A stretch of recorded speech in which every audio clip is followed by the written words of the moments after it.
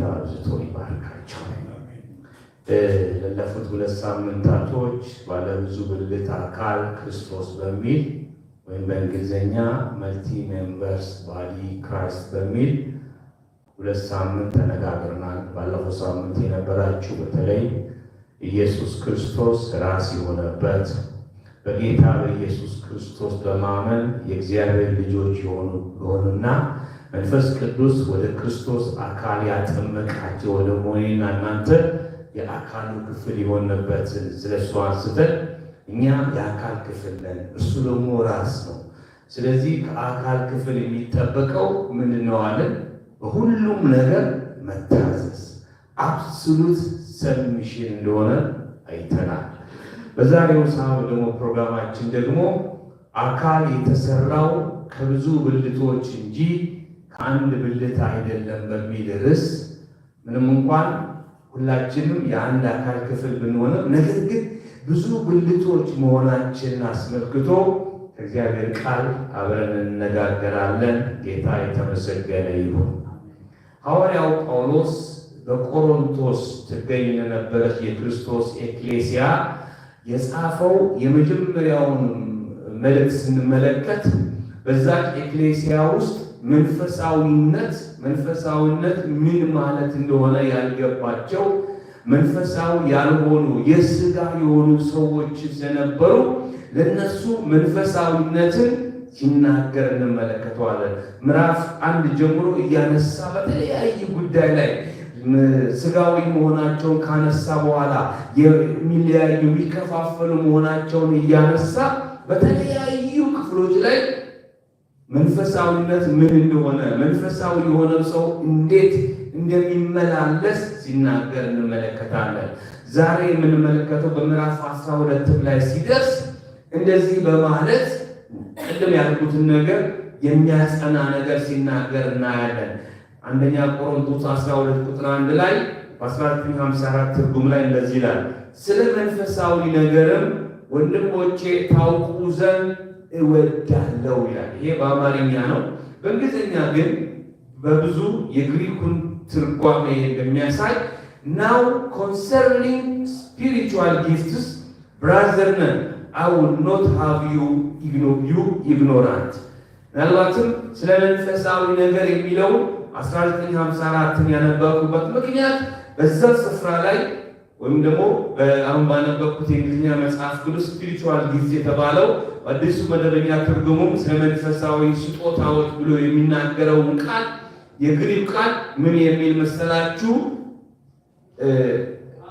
ኒዮማቲኮስ የሚል ቃል ነው። ኒዮማቲኮስ ኒዮማት ማለት መንፈስ ማለት ሲሆን ኒዮማቲኮስ ማለት ደግሞ ስለ መንፈሳዊነት ምን ታውቁ ዘንድ አይደለም፣ ስለ መንፈሳዊውን እውነት ስለ መንፈሳዊነት እውቀት የለሽ ኢግኖራንት እንዳትሆኑ እወዳለሁ።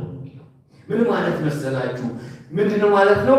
ኢግኖራንት ናችሁ፣ መንፈሳዊነት ገና አልገባችሁም።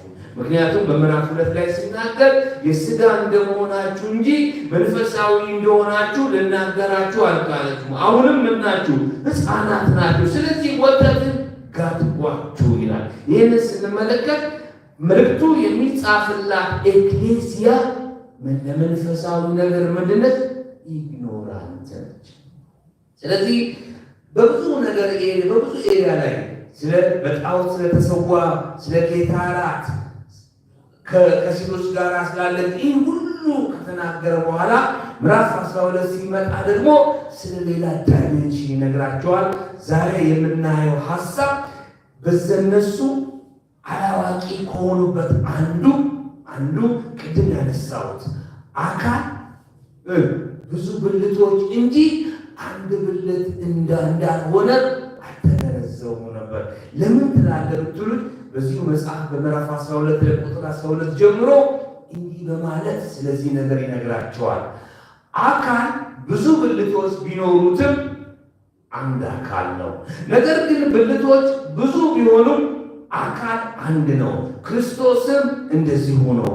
ቁጥር 13 ላይ አይሁድ ወይም የግሪክ ሰዎች ብንሆን ባሪያ ወይም ነፃ ብንሆን እኛ ሁላችን አንድ አካል እንድንሆን በአንድ መንፈስ ተጠምቀናል።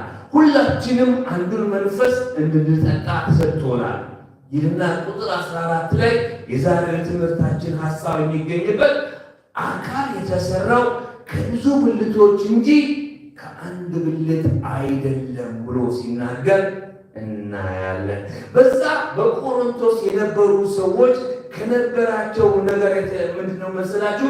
በመካከላቸው አይሁድ የሆኑ ሰዎች አሏቸው። በመካከላቸው ግሪኮች የሆኑ እንደ አይሁድ የሙሴን ሕግ ያልጠበቁ ያልተገረዙ፣ የሙሴን ሕግ በመጠበቅ ሲኖሩ ያልነበሩ አሉ። ይሄ ብቻ እንዳይመስላችሁ። ይሄ አንዱ ክፍፍላቸው ሲሆን፣ ሌላው ደግሞ ክፍፍላቸው ባሪያዎች፣ ጌቶቻቸው የገዟቸው ሰዎችም የዛች ኤክሌሲያ አካል ነበር። በተቃራኒው ደግሞ ባሮች ያሉ ነፃ የሆኑ ሰዎች ነበሩ። በቆሮንቶስ የነበሩ ቅዱሳን ይህንን ከመገንዘብ ከማጣታቸው የተነሳ አይሁዶች የሆኑ የግሪክ ሰዎች አይሁዶች እንዲሆኑ ይጠብቁባቸው ነበር። በሌላ በኩል ደግሞ ነፃ የሆኑት ደግሞ አማኞች ደግሞ ባሪያ የሆኑትን ደግሞ ይንቋቸው ነበር። እናንተ እኮ መብት የላችሁ፣ ከፈለጉ እኮ ጌቶቻችሁ ለሌላ ጌታ ሊሸጧችሁ ይችላሉ እያሉ ያዋቸው ነበር። እና ስለዚህ ይህንን ተገንዝቦ ሐዋርያ ጳውሎስ ወንድሞች ያለ አካል የተሰራ ከብዙ ብልቶች እንጂ ከአንድ ብልት አይደለም በማለት እንደዚህ ሁሉ ይሄ በስለ ሰውነታችን ክፍል በኋላ በሰፊው እናገራለሁ። እንደዚህ ሁሉ እኛ ባክግራውንዳችን የተለያየ ነው። የተለያየ ባክግራውንድ ነው። አንዳንዶቹ አይሁዶች ናቸው። የሙሴን ሕግ ይጠብቁ የነበሩ፣ ወደ ቤተ መቅደስ እየሄዱ መስዋዕት ያቀርቡ የነበሩ፣ ሰንበትን ይጠብቁ የነበሩ፣ በዓላት ይጠብቁ። በሌላ በኩልም ሌሎች ደግሞ የአሕዛብ ናቸው። እንደዚህ አይነት ልምምድ የሌላቸው ነበሩ። በእነዚህ በሁለት መካከል ሁለት ጽንፍ ተቀምጦ ነበር። አይሁዶቹ ኖ እናንተም እንደኛ ልትሆኑ ይገባል። የግሪክ ሰዎች ደግሞ ኖ ኢየሱስ ክርስቶስ መጥቶ ሕግን ፈጽሞልናል፣ ስለዚህ እናንተ እንደኛ ልትሆኑ ይገባችኋል ይሏቸው ነበር። በሌላ በኩል ደግሞ በባሪያውና በነፃዎቹ መካከል ነፃ የሆኑት ባሪያዎቹን ይንቋቸው ነበር። ባሪያዎቹ ምን ነበረ? እኛ እግዚአብሔር ቢወደን ኖሮ ነፃዎቹ ከባርነት ያወጣል ነበር። ስለዚህ እግዚአብሔር እንደነሱ አይወደንም በማለት ኢንፊኒቲ ኮምፕሌክስ ሁሉ ዴቨሎፕ እያደረጉ ነበር። ሐዋርያ ጳውሎስ ይህን ተገንዝቦ ኖ አይደለም ማለት እናንተ ያልገባችሁ አይሁዶች የሆናችሁ የግሪክ ሰዎች የሆናችሁ ንገራችሁ፣ መንፈስ ቅዱስ ምን አድርጎናል? ወደ ክርስቶስ አካል አጥምቆናል። ክብር ለእግዚአብሔር ይሁን። ኢን ስፓይት ኦፍ ዩር ባክግራውንድ መንፈስ ቅዱስ ወሰደና የክርስቶስ አካል ብልት አድርጓቸዋል ይላል። በሌላ በኩል ደግሞ እናንተ ባሪያዎቹ ምናልባትም እንደ ነፃዎቹ ነፃ ስላልሆናችሁ እራሳችሁን እንድትኮንኑ አልፈልግም። ክርስቶስ ወስዶ ወደ መንፈስ ቅዱስ ወስዶ ወደ ክርስቶስ አካል አጥምቋቸዋል። ይህ ብቻ እንዳይመስላችሁ፣ መንፈስ ቅዱስ ወስዶ ወደ ክርስቶስ አካል ማጥመቅ ብቻ ሳይሆን ኢየሱስ ክርስቶስ ደግሞ በዛ አካል ውስጥ ደግሞ ከአንዱ ከመንፈስ ቅዱስ አጠጥቷቸዋል። ክብር ለእግዚአብሔር። እንዲህ በማለት ምን ያሳያቸዋል መሰላችሁ? ወደ በክርስቶስ ውስጥ አንድ መሆናቸው። ነገር ግን እንደዚህ ስላችሁ ደግሞ እያንዳንዳችሁ የራሳችሁ ሆነ ዲፍረንስ የላችሁ ማለት አይደለም በማለት በተለይም የዛሬው ትኩረት የሚሆነው አካል ብዙ ብልቶች እንጂ አንድ ብልት አይደለም በሚል ርዕስ አብረን እናያለን። ጌታ የተመሰገነ ይሁን። ሃሌሉያ። ሁላችሁም እንደምታውቁት የሰውነታችን ክፍል ከተለያዩ ብልቶች የተሰራ ነው። ቅርጹ አይመሳሰልም አይደል? አይመሳሰልም። አንዳንዶቹ ጠንካራ ናቸው እንደ አጥንት ያሉ፣ አንዳንዶች ደግሞ እንደ አንጀት እንዲህ ውስብስብ ያሉ በጣም ቀጭን የለዘለገለጉ ናቸው። ሌሎች እንደ ልብ እንደ ጣፊያ ያሉ በጣም ስስ ናቸው። የተለያዩ ናቸው። ነገር ግን ናቸው የአንድ አካል ብልቶች ናቸው። ጌታ የተመሰገነ ይሁን። ወንድሞቼና እህቶቼ የግሪክ ሰዎች አይሁድ መሆን አያስፈልጋቸውም። አይሁዶች ደግሞ አይሁድ መሆናቸውን ትተው የግሪክ ሰው መሆን አላስፈለጋቸውም። ባሪያዎች እንደውም ሐዋርያ ጳውሎስ በሌላ ስፍራ ሲናገር ከቻለ ነፃነቱን ያገኝ፣ ግን ነፃነትን ባያገኝ ይላል ከጌታ የተነሳ ነፃ ነው ይላል። ክብር ለእግዚአብሔር ይሁን። ነፃዎች ደግሞ ስለ ጌታ ባሮች ናቸው እያለ ሐዋርያ ጳውሎስ እነዚህ ነገሮች ምን ሊያደርጉን አይገባም በማይናገር የክርስቶስ ክፍል አብልጦች መሆናችንን ያዘነጉን አይገባም እያለ ሲናገር እንመለከተዋለን። ጌታ የተመሰገነ ይሁን። ምናልባትም በቆሮንቶስ በዛን ጊዜ በነበረው ዘመን እነዚህ ክፍልፋዮች ነበሩ ችግሮች። ነገር ግን አሁን እናንተ በምንኖርበት ጊዜ እነዚህ አይደሉም። አሁን በምንኖርበት ዘመን ነጭ፣ ጥቁር፣ ኤዥያዊ አይደል? ከዛ ደግሞ ወደ ኢትዮጵያ ስናመጣው ደግሞ ኦሮሞ፣ ትግራይ፣ አማራ፣ ጉራጌ፣ ከምባታ፣ ሀዲያ፣ ሌሎች አይደል? እነዚህ ሁሉ አሉ። እነዚህ ነገሮች እንዴት ነው የምናያቸው? ምክንያቱም በዚህ ነገር ላይ ትክክለኛ መረዳት የክርስቶስ አካል ስላልኖረ አሁን የምናያቸው ክፍልፋዮች፣ አሁን የምናያቸው አንዱ ሌላውን የመግፋት አባዜ ገጥሞን እንመለከታለን። ለምሳሌ ስለ ነጭና ስለ ጥቁር ዘር ስናስብ በብዙ የዓለም ክፍል ነጭና ጥቁር የሆኑ ሬሶች አብረው በሚኖሩባቸው አካባቢዎች አብያተ ክርስቲያናት ዶሚናንቲሊ ወይ ነጭ ናቸው ወይ ዶሚናንቲሊ ወይ ጥቁር ናቸው። በተለይ አብዛኞቹ ፓስተሮቻቸው መሪዎቻቸው ጥቁር ከሆኑ ቤተ ክርስቲያኖችም ፕሪዶሚናንቲሊ የጥቁር ነው የሚሆኑት። ነጭ መሪዎች ያሉባቸው ቦታ ቁጥራቸው በዛ ያሉ ጥቁሮችም ሊኖሩ ይችላሉ። ነገር ግን ጥቁር በሆነበት ቦታ ለምን እንደሆነ በኋላ እነግራችኋለሁ። ይሄ አለ። በቴሌቪዥን ከፍታችሁ የክርስቲያን ቴሌቪዥን በምትመለከቱበት ጊዜ ይህን ትመለከታላችሁ። ነጭ ፓስተር ያለበት ቦታ ላይ ጥቁሮች ይኖራሉ። ጥቁር ፓስተር ባለበት ቦታ ከጥቁር ጋር የተጋቡ ምናልባት ነጮች ይሆናል እንጂ ነጩና ነጭ ብቻ የሆኑ ማግኘት በጣም ብርቅዬ ነው።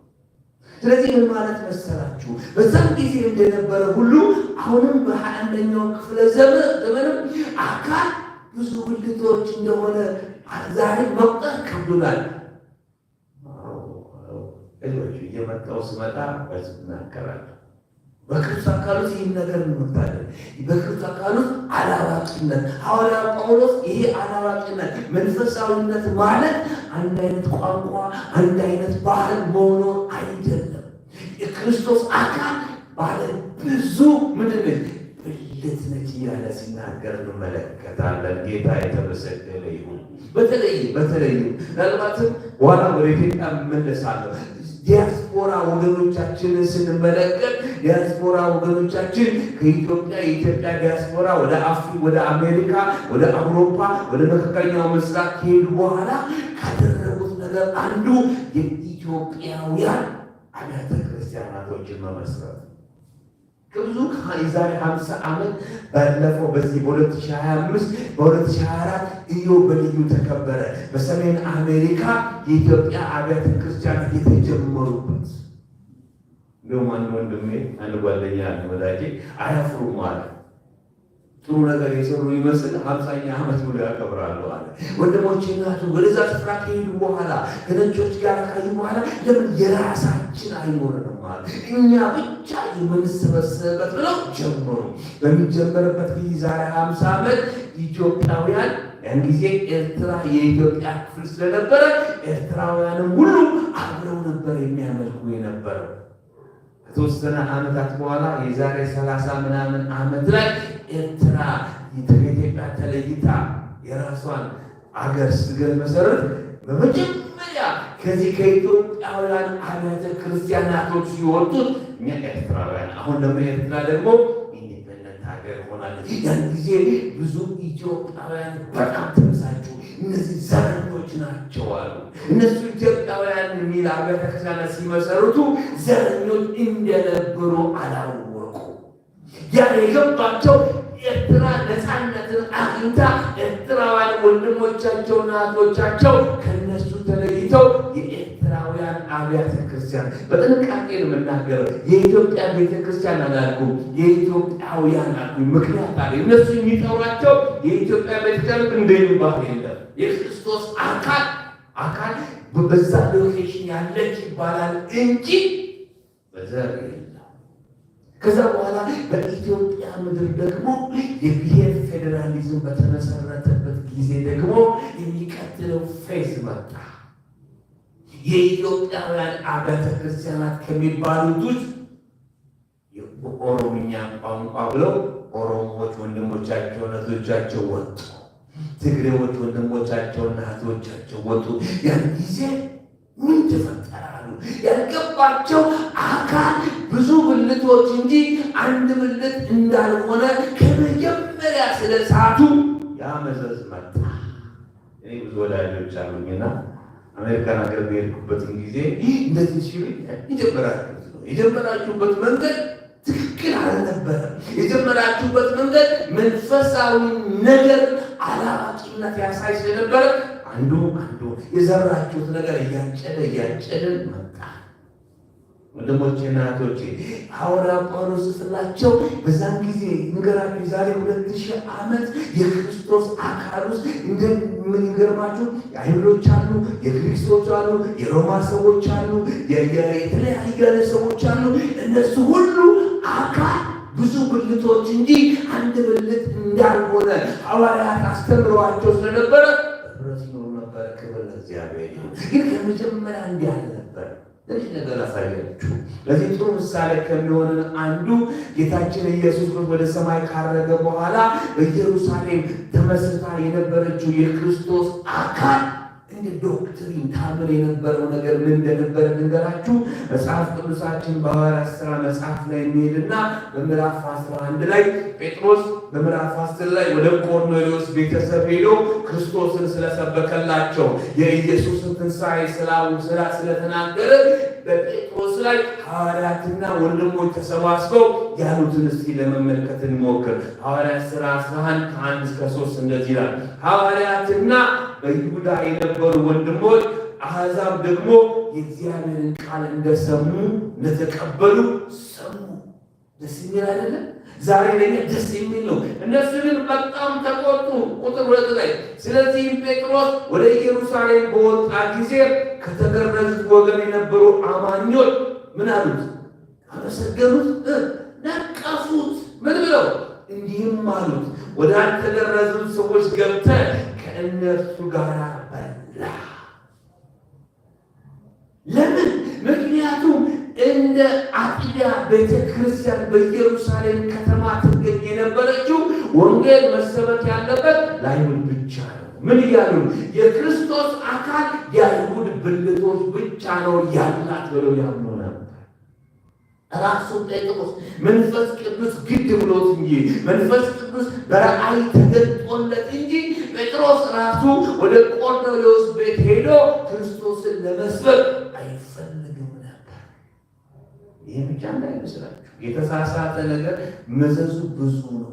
እስጢፋኖስ በተገደለበት ጊዜ ብዙዎች በስጢፋኖስ ላይ ከደረሰው ስደት የተነሳ ሄደው ተበተኑ ይላል። በሐዋርያት ሥራ 11 ቁጥር 19 እና 20 እንደዚህ ይላል። በስጢፋኖስ ላይ በተነሳው ስደት ምክንያት የተበተኑት አማኞች ቃሉን ለአይሁድ ብቻ እየተናገሩ እስከ ፌንቄ እስከ ቆጵሮስና እስከ አንጾኪያ ድረስ ዘለቁ። ያዩና ባለባበሱ በምናምኑ ያዩና አይሁድ ከሆነ የኢየሱስን ትንሣኤ ይለውታል። አይሁድ ካልሆነ ግን ይህን አይመለከተውም። ታውቃላችሁ፣ በምን የነበረችው የክርስቶስ አካል አይሁድ ብቻ ያሉት ብልቶች። ምክንያቱም ለዚህ መከላከያ እኮ አላቸው። ጌታ ኢየሱስ ሲጠራ 12ቱ ሐዋርያት አይሁድ አይደሉም? አይሁድ ናቸው። ስለዚህ ይህን ያሳያል። ቤተ ክርስቲያን የክርስቶስ ኤክሌሲያ ለአይሁድ ብቻ ነው። ጥቂት ዓመታት በፊት ከአንድ ሰው ጋር በአንድ ጉዳይ ላይ የተናገረ ሳለ ሴቶች መሪ መሆን እንደሌለባቸው አርጊው ያደርግኝ ነበር። የመጀመሪያ ሰውና እንደዚህ ያለ እንደ መከላከያ ከቀረበው የተነሳ ጌታ ኢየሱስ እኮ ከጠራቸው ሐዋርያት በሙሉ ወንዶች ናቸው አለ። እኔ መለሳልኩና ወንድሜ እንዳትሳሳት ሁሉም ደግሞ አይሁድ ነበሩ።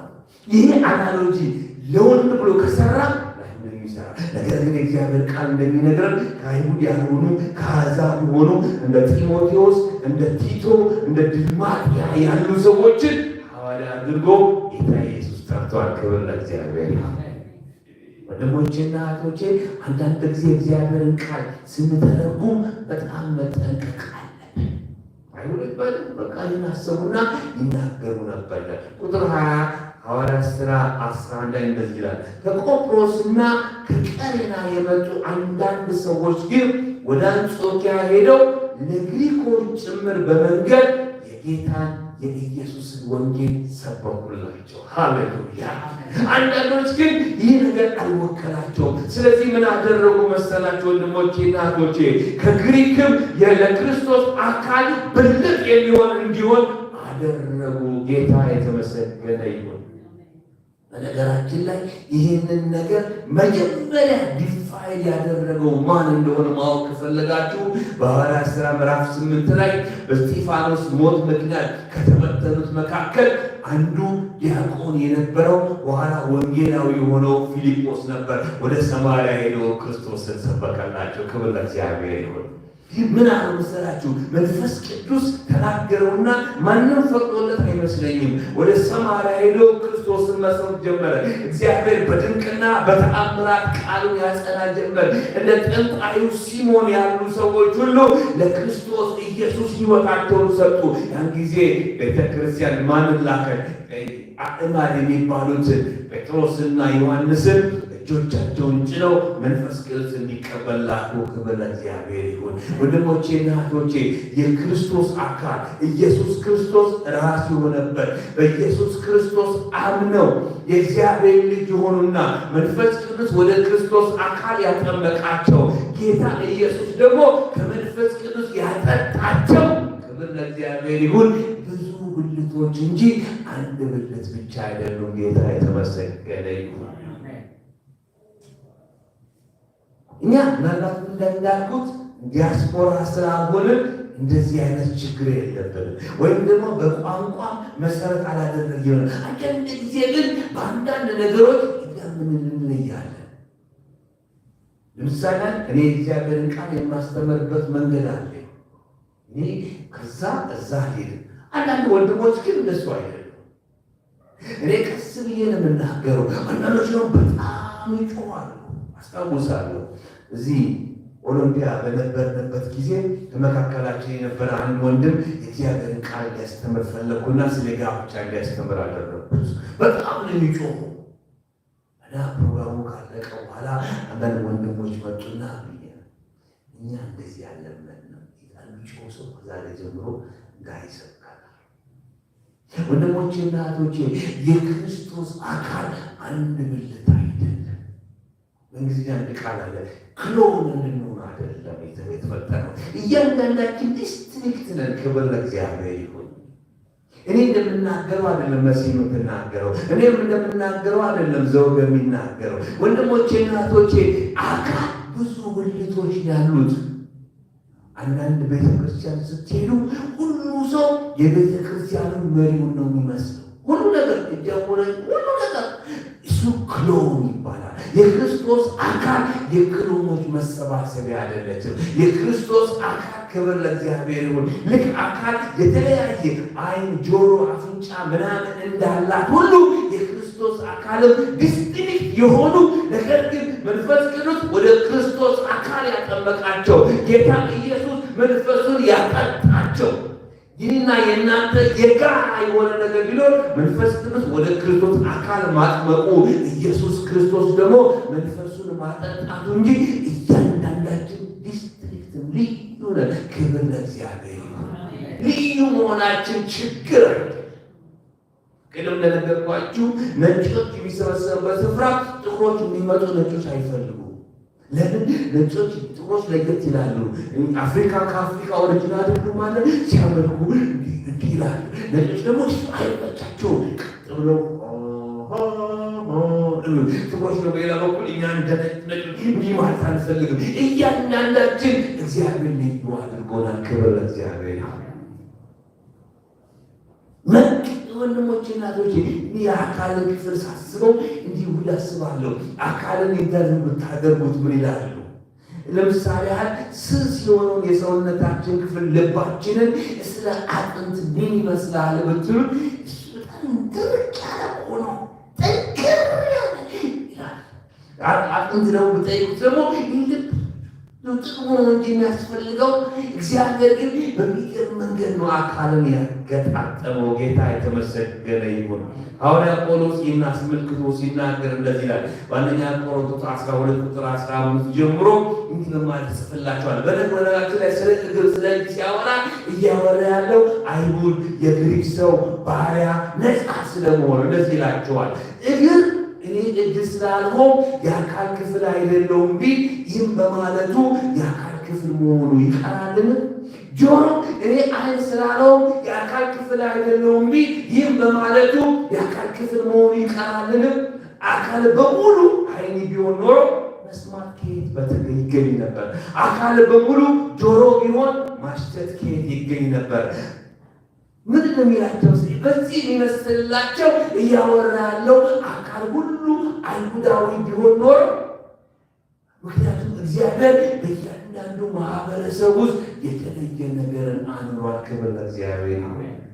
ወንድሞቼና እህቶቼ አሜሪካን ልዩ ያደረጋት በሰሜን ንፍቀ ክበብ መቀመጡ አይደለም። አሜሪካንን ልዩ ያደረጋትና በብዙ ነገር እንድታድግ ያደረጋት ከዓለም ክፍል ከተለያየ ዓለም ክፍል የተሰደዱ ስደተኞች የመሰረቷት አገር መሆኗ ነው። ምክንያት ምን መሳችሁ? እግዚአብሔር በእያንዳንዱ ማህበረሰቡ ያስቀመጠው ችሎታ ታለንት ጊፍቲንግ ሁሉ ተሰበሰበና አንድን አገር ዴቨሎፕ ሊያደርግ ወንድሞቼ እናቶቼ። ለዚህ ነው ሐዋርያ ጳውሎስ ይህን ብሩቅ ሆኖ በመንፈስ ቅዱስ ተመልክቶ ስለነበረ አካል ብዙ ብልቶች እንጂ አንድ ብልት አይደለም። ብዙዎቻችን የምንፈልገው እኛን የሚመስል አይነት ነው። በነገራችን ላይ እንደው በቤተ ክርስቲያን ደረጃ ስለመጣ ነው እንጂ በትዳር ውስጥ በጣም የሚገርም ብዙ ተጋቢዎች ያሳሳባቸው ነገር በኋላ ችግር ሲሆንባቸው አይቻልም። አይታችሁ ከሆነ ትዳራችሁን የራሳችሁን የሌሎችም ሰዎች ትዳር ማየት ያላችሁ። እኔ በዚህ ነገር በጣም ኢንቴንሽናል ስለሆንኩኝ የማገኛቸውን ሰዎች እነሱ ካወቋቸው በኋላ ስለ ትዳር ጓደኛቸው ባህሪ ነገራቸዋለሁ፣ ጠይቃቸዋለሁ። አብዛኞቹ የእነሱ ተቃራኒ ናቸው። በጣም ይገርማል። ለምሳሌ ልንገራችሁ፣ በብዙ ትዳር ውስጥ ከሚታዩ ነገሮች ባል ወይም ሚስት ስትራክቸር ይሆናል። ሁሉም ነገር ኦርደር በሆነ ነገር ነው። የሚገርማችሁ ያገባቸው ሰዎች ደግሞ ከእነሱ የተለዩ ስፖንታኒየስ ናቸው። በጣም የሚገርማችሁ ባል እንደዚህ ከሆነ ሚስት ደግሞ ሌላ ነው የምትሆነው። በጣም እኔ ይህንን ተከታትዬ አብረውኝ የሚሰሩ ክርስቲያን የሆኑ ክርስቲያን ያልሆኑ ሰዎችን ሁሉ ኢንተርቪው ካደረግክ በኋላ የደረስኩት በዚህ መንገድ ነው እና በጣም የሚገርማቸው በኋላ ስነግራቸው ልክ እኔ ሚስት እንደዚህ ናት፣ የኔ ባል እንደዚህ ነው።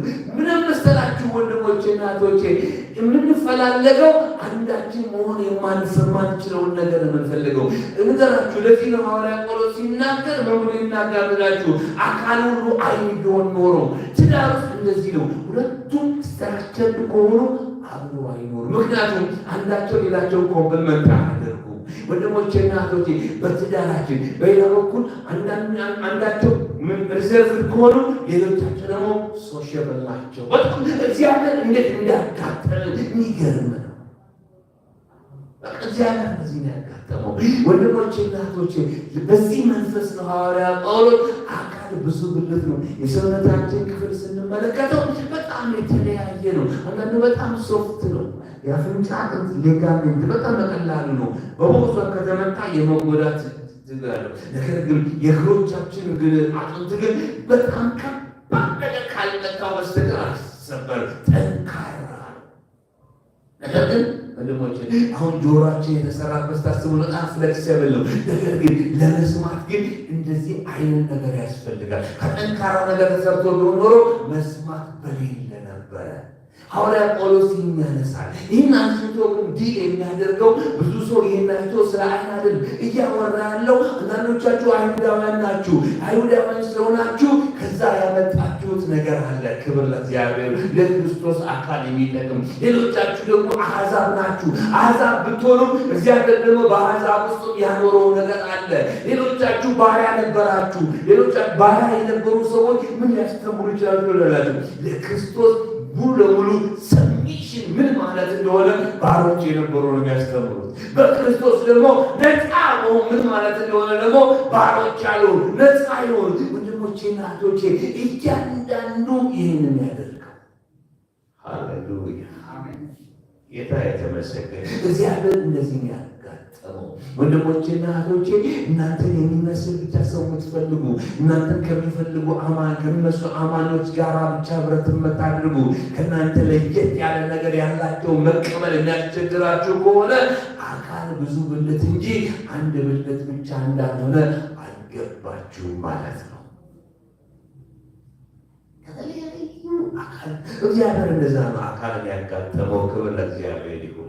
ጨጓራ አትሊስት በግ ምናምን ስታርዳ አይተናል። የሰው ጨጓራ እንኳን ባና ሐኪሞች ግን ያውቃሉ። በጣም ይሻክ ነገር ነው ያለው፣ አያምርም። ነገር ግን ለዛ ስራ ግን እያንዳንዱ የአካል ክፍሎቻችን ለዛ ስራ ለዛ ፐርፐዝ እንዲሆን አድርጎ ነው የተሰራው። እግዚአብሔርም አንዳንዶቻችን ነጭ፣ አንዳንዶቻችን ጥቁር፣ አንዳንዶቻችን ረጅም፣ አንዳንዶቻችን አጭር፣ አንዳንዶቻችን ስስ፣ አንዳንዶቻችን ደግሞ ቦል፣ አንዳንዶቻችን ሻይ እንደዚህ አድርጎ ሲሰራ ለአካል ክፍሉ ስለምናስፈልግ ነው። ክብር ለእግዚአብሔር። ለዛ ፐርፐዝ እያንዳንዳችን ስለምናስፈልግ ነው። አንዳንድ ቦልድ ስለሚያስፈልገው ቦልድ የሆኑ ወንድሞቻችን ያስፈልጋሉ። ደግሞ አንዳንድ ሰዎች ሴንሲቲቭ ለሆኑ ነገር ደግሞ ሴንሲቲቭ የሆኑ ወንድሞች እና እህቶች እግዚአብሔር ሰጥቷል። እያንዳንዳችን ወንድሞች አንዳንዶቻችን እንደዚህ ነው አንቺ እንደዛ አንተ እንደዛ ሆነ የተሰራው ለአካሉ ክፍል ስለምታስፈልግ ነው። ክብር ለእግዚአብሔር ይሁን። አንዳንዶቻችን ጮሆን የምናገረው፣ አንዳንዶቻችን በነውሳስ የምንናገረው። ጮሆም የሚናገረው በነውሳስ የሚናገረው ለአካሉ ክፍል ያስፈልጋል። ጌታ የተመሰገነ ይሁን። እግዚአብሔር ሁሉ ቀን ከፍ ባለ ድምፅ አይደለም፣ ብዙ ጊዜ እግዚአብሔር ነው በነውሳስ የሚናገረው። ጌታ የተመሰገነ ይሁን። ሐዋርያ ጳውሎስ ይቀጥልና አንደኛ ቆሮንቶስ 12 ላይ ከቁጥር 22 ጀምሮ እንዲህ ያለ ይናገራል። እንዲያውም ደካማ የሚመስሉት የአካል ብልቶቻችን እጅግ አስፈላጊ ናቸው። ደካማ የሚመስሉት እኔ ይህን ሲናገር ማን እንደሚመጣ ልንገራችሁ። ባሪያዎቹ ናቸው። ባሪያ ከሆነ የተሸጡት እነሱ ደካማ የሚመስሉ የአካል ክፍሎች ናቸው። አንዳንድ ነፃ የሆኑ ሰዎች እኔ እኮ በፈለጉበት ጊዜ ይመጣሉ። እነሱ ጌቶቻቸውን አስፈቅደው ጌቶቻቸው ፈቃድ ሲሰጧቸው ብቻ ነው ወደ ምን የሚመጡት? ወደ ክርስቶስ ማህበር ይመጡት። ጌቶቻቸው ዛሬ ስራ አለ ካሉ መምጣት አይችሉም። ደካማ ይመስላሉ። እግዚአብሔር ግን ምን አድርጓል መሰላችሁ? የአካል ክፍል አስፈላጊ አድርጓቸዋል። ሃሌሉያ! አይገርምም? አንዳንድ ጊዜ እንዳ የምንነቃቸው ምን አለው የምንለው ለአካሉ ክፍል እጅግ አስፈላጊ ናቸው። ጌታ የተመሰገነ ነው። አካል እንደዚህ ነው። ደካማ የሚመስሉ ስበት ክፍሎች አሉ። ቅድም እንደነገርኳችሁ አጥንት የሌላቸው በጣም ሰው በእጅ እንኳን ቢያዙ ጭፍልቅ የሚሉ አሉ። ነገር ግን በጣም አስፈላጊ ናቸው። ደግሞ ጠንካራ የሆኑ አሉ። ነገር ግን እንደ ስሶቹ አስፈላጊ አይደለም። አጥንት ተሰብሮ ሰው ህይወቱ መቀጠል ይችላል። ልቡ ግን ችግር ከገጠመው ሰው መቀጠል አይችልም። ስስለች ልብ ግን በጣም አስፈላጊ። እግዚአብሔር እንደዚህ ያጋጠመው። እግዚአብሔር በተፈጥሮ ይህን ያደረገው በአካሉ በቤተ ክርስቲያኑ ያለው ነገር እንዲገባል። ቁጥር 29 ላይ ደግሞ ቁጥር 23 ላይ ደግሞ እንደዚህ ላይ የተናቁ ለሚመስሉ ብልቶች ይበልጥ ክብር እንሰጣቸዋለን። ከሰውነታችን ክፍል የምናፍርባቸው በልብስ የምንሸፍናቸው የሰውነታችን ክፍል ግን ክብር አላቸው፣ ግን አናወጣቸው። ሐዋርያ ጳውሎስ የሚላቸው በእናንተ መካከል ምናልባትም ፓብሊክሊ መድረክ ላይ መቆም የማይገባው ሰው አለ። ግን አያስፈልግም ብላችሁ እንዳታስቡ። እጅግ አስፈላጊ መድረክ ላይ መቆም የሚፈሩ መድረክ ላይ መቆም በሰው ፊት መናገር የማይፈልጉ ነገር ግን በጉልበታቸው ተንበርክከው መጸለይ በሚጀምሩበት ጊዜ ወንድሞቼና እህቶቼ በሰማይ ሲሰማይ ያሉ አለቆች መናፍስቶች እንዲወዱ የሚያደርጉ አሉ። ክብር ለእግዚአብሔር ይሁን። ሃሌሉያ። ደግሞ የምናፍርባቸውን ብልቶች ይበልጥ እንንከባከባቸዋለን። የማናፍርባቸው ብልቶች ግን ያስፈልጋቸውም። እግዚአብሔር የአካልን ብልቶች አንድ ላይ አገጣጥሞ ክብር ለሚጎላቸው የበለጠ ክብር ሰጥቷቸዋል። ይህንም ያደረገው በአካል ብልቶች መካከል መለያየት ሳይኖር እርስ በርሳቸው እኩል እንዲተሳሰቡ ነው። ሃሌሉያ። እግዚአብሔር እያንዳንዳችን ከተለያየ ማህበረሰብ ያመጣን ጌታ የተመሰገነ ይሁን። በክርስቶስ ነው የተዋወቅነው እንጂ አንዳንዶቻችን ልንገናኝ ሁሉ የማንችል ነበር። ከተለያየ መንገድ የመጣ ነው። በተለያየ ሕይወት ክፍል አልፈናል። ነገር ግን እግዚአብሔር ለዚህ ለአካሉ ክፍል የምንጠቅም ብልት አድርጎ ሰጥቶናል። ክብር ለእግዚአብሔር ይሁን። በሰፈር እንዳልነበረም አንዳንዶቻችን አንዳንዶቻችን አዲስ አበባ ተወልደናል። አንዳንዶቻችሁ ከአዲስ አበባ ውጭ የተወለዳችሁ፣ ነገር ግን ለአካሉ ክፍል ስለምናስፈልግ እግዚአብሔር አመጣና አገጣጠመን። ጌታ የተመሰገነ ይሁን። አይገርም? እኛ ግን እንደዚህ የሚባል ነገር የለም። የማይመቻችሁ ቢሆንም እንኳን ለአካሉ ክፍል ግን ያስፈልጋል። ለምን? እግዚአብሔር አካል እንደዚህ ነው የሰራው። ጌታ የተመሰገነ ይሁን።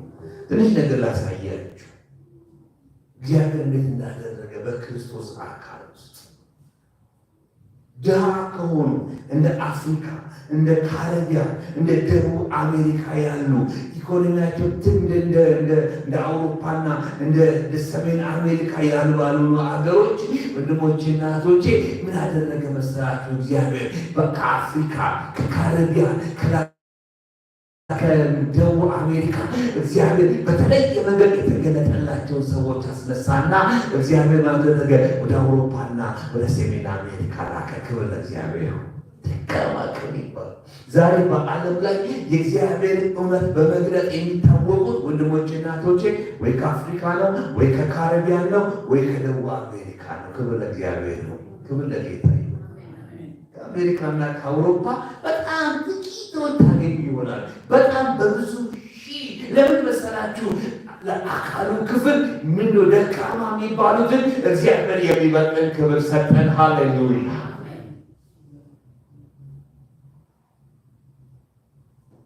ለምን? ምክንያቱም አካሉ ክፍል ምክንያቱም ወንድሞቼ እግዚአብሔር በጣም ዋይዝ ነው። ክብር ለእግዚአብሔር ነው። እንደዚህ ነው የሰራው። ዛሬ ማየት ትችላላችሁ። ብዙ መጽሐፍት የጻፉ ውስጥ መለከቱ በአሜሪካ ያሉ ሰዎች ምን ትርክ ምን ካሪቢያን ምድር ትንሽ ደሴቶች እግዚአብሔር ያስነሳቸው ለዶክተር ማይልስ ሞንሮ ያለ ነገራችን ላይ አፖስትል ጆን ቦኒ ከካሪቢያን የተነሱ ናቸው። ዶክተር ውድሩፍ የሚባል ብዙ ሰዎች ስም ጠቅስላችሁ ይችላለሁ። ከነዛ ትንሽ ደሴቶች ወንድሞችና እህቶች እነዛ ደሴቶች ቤት የተመሰረቱ ነገራችሁ ከአፍሪካ የሸንኮራ አገዳ ምርት እንዲያመርቱ ከአፍሪካ የተፈነገሉ ባህሮች ናቸው። ነገር ግን እግዚአብሔር ይህን ስላየ ክብር ለእግዚአብሔር ይሁን። የከበረ ነገር በእነዚህ ሰዎች ውስጥ አኖረ። ጌታ የተመሰገነ ይሁን። ለምን? እግዚአብሔር እንደዚህ ነው የሚሰራው። ሃሌሉያ። አካል ሱብለት እንጂ አደብለት ብቻ አይደለም። እናንተ እንድንሰራ ከተፈለገ እግዚአብሔር የተለያየ ባክግራውንድ አልፎ የመጡ ሰዎች ያስፈልጋሉ። ክብር ለእግዚአብሔር። ሲያስቡት ይልቅ ሳስበው የሚገርመኝ ነገር ልንገራችሁ። በዚህ ጨርሳለሁ። ሰዓታችንም አልቆ እኔ ጌታ ጳውሎስን ሲጠራው ፈሪሳዊ የነበረ ሕግን ጠብቆ የሚያውቅ በሕግ በሚገኘው ጽድቅ ነቅፋ የነበረውን ሰው እናንተ ብትሆኑ የማን ሐዋርያ ታደርጉት ነበር? የአይሁድ ሐዋርያ አይደል? በሌላ በኩል ደግሞ ሕግን ብዙ የማያውቀው አሳ አጥማጅ የነበረው ጴጥሮስን ደግሞ ቢሰጣችሁ የማ ብዙ ሕግም ስለማያውቅ የአሕዛብ ሐዋርያ አይደለም። እግዚአብሔር ግን እንደሱ አይደለም ያደረገው። ጳውሎስን ወሰደና ሕግን የሚያውቅ በገማልያል እግር ስር የተማረ በሕግ በሚገኘው ጽድቅ ያለ ነቀፋ የነበረው ወሰደና እግዚአብሔርን አደረገው፣ የአሕዛብ ሐዋርያ ያደረገው። ለምን? ምክንያት ነበረው። ታውቃላችሁ ጴጥሮስ ሄዶ ሕግን ባጠብቁም እንኳን በእምነት የሆነ ጽድቅ ልታገኙ ይገባችኋል ቢል የአሕዛብ ምን ይሉ ነበር? እሱ እኮ በሕግ በሚገኙን ጽድቅ ነቀፋ ስለነበረበት ይሉ ነበር። ጳውሎስ ሄዶ ይህን ሲሰብክ ግን ወንድሞቼ እናቶቼ የማይቀበል ሰው የለም። ሃሌሉያ! የማይቀበል ሰው የለም። እሱ በሕግ በሚገኘው ጽድቅ ያለ ነቀፋ የነበረው ሰው መጥቶ እግዚአብሔር ሕግን ከመጠበቅ ውጪ በእምነት የሆነ ጽድቅን ገልጧል ቢል ለዚህ ወንድሞቼ እናቶቼ በአሕዛብ ምድር ትልልቅ የክርስቶስ ኤክሌሲያዎች የተነሱት። ጌታ የተመሰገነ ይሁን። እግዚአብሔር ያውቃል። ስለዚህ ወንድሞቼ እናቶቼ አካል እንደዚህ ነው። በትዳር ውስጥም እንደዚህ ነው። በቤተሰብ ውስጥም እንደዚህ ነው። ልጆቻችን ሁልጊዜ አይና እንደዚህ ያደረገች ምናምን ሲሉ ነው አይደለም። እያንዳንዳችሁ ዩኒክ ናችሁ። ከአንድ አባት ከአንድ እናት የተወለዳችሁ ግን በጣም ዩኒክ ናችሁ። በጣም ይገርመኛል። በጣም ዩኒክ ከእያንዳንዳችሁ ጋር ዲል ሳደርግ በተለየ መንገድ ምናልባት ልጆቻችሁ አትበሉ ወንድሞቼ እናቶቼ፣ እግዚአብሔር አካልን በዚህ መንገድ ነው ያጋጠመው። ባልና ሚስት እኔ አንዳንዶቻችን ሚስታችን እንደኛ ሴት ሆነች ሚስት አይደለም። እግዚአብሔር ዩኒክ ነው ያጋጠመን። ክብር ለእግዚአብሔር። ልዩነቶቻችንን ኢንጆይ ማድረግ መማር አለብን። በክርስቶስ አካል ውስጥም እንደዚህ ነው። ጌታ የተመሰገነ ይሁን። እያንዳንዳችን ዩኒክ አካል እሱ ብልቶች እንጂ አንድ ብልት አይደለም። ጌታ የተመሰገነ። ቁምና አብረን እንጸልያለን። ጌታ የተመሰገነ ይሁን። እግዚአብሔር አባታችንና አምላካችን ሆይ በዚህ ምሽት ስለላክልን የእውነት ቃል እጅግ አድርገን እናመሰግናለን። አባት ሆይ እነሆ ባለ ብዙ ብልት ስለሆነችው ጌታ እግዚአብሔር ሆይ ጌታ ኢየሱስ ራስ ብሎ ነበር። በጌታ በኢየሱስ ክርስቶስ አምነው የእግዚአብሔር ልጅነትን ስልጣን የተቀበሉ መንፈስ ቅዱስም ደግሞ ወደ ክርስቶስ አካል ያጠመቃቸው ኢየሱስ ክርስቶስም ከአንዱ መንፈስ ያጠጣቸው አካል ምን አይነት እንደሆነ ስላስተማርከን እንባርካለን። ጌታችንና አባታችን እግዚአብሔር ሆይ ዓለም ሁሉንም ክሎን ማድረግ ነው የሚወደው። አንተ ግን እንደሱ አይደለም። እያንዳንዳችን ግሩምና ድንቅ ሆነን እንደተፈጠርን አውቀን በክርስቶስ አካልን እንድንኖር ስለሆነ የአንተ ሐሳብ ስም ይባረክ። ጌታችንና አባታችን እግዚአብሔር ሆይ ዛሬ እንዳስተማርከን ጌታ ሆይ እያንዳንዳችን ልዩ ሆነ መሰራታችን ልዩ ሆነ መፈጠራችን እግዚአብሔር አባታችን የችግር ምክንያት ሳይሆን እግዚአብሔር አካልን ያጋጠምክበት አንዳችን ሌላችንን ኮምፕሊመንት እንድናደርግ አንዳችን ሌላችንን ጌታው ማነጽ እንድንችል ተደርገን እንደተሰራን እንደሆነ እንድንገነዘብ እንድትረዳን እንጸልያለን። ስለሰማነው ቃል እጅግ አድርገን እናመሰግናለን። እኔም ይህንን ቃል የምናገርበትን መንፈስና ቅባትን ስለሰጠኝ ተባረክ።